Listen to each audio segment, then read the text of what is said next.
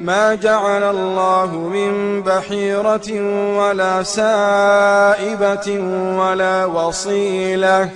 ولا وصيلة ولا حام ولكن الذين كفروا يفترون على الله الكذب وأكثرهم لا يعقلون.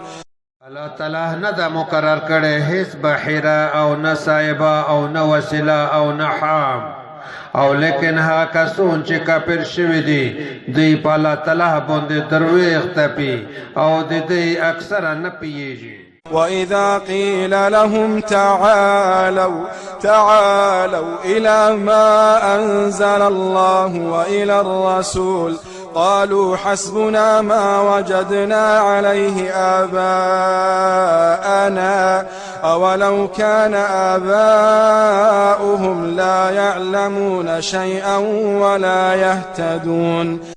کله چې دوی ته وویل شي چې روشئ هغه شي ته چې الله تعالی نازل کړی دی او رسول ته روشئ، دوی وایي میش ته هغه لیار کافي ده چې په هغې باندې میش خپل پلرونه میندلي دي.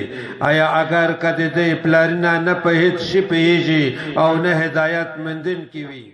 يا أيها الذين آمنوا عليكم أنفسكم لا يضركم من ضل إذا اهتديتم إلى الله مرجعكم جميعا فينبئكم بما كنتم تعملون.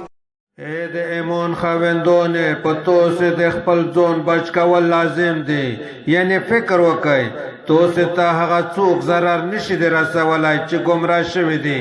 کله چې توسه په خپله په سیده لیار یئ خاص د الله تعالی په طرف د توسه د ټولې واپس تلل دي، نو هغه الله تعالی به توسه په هغې عملونه خبر کي چې توسه کول.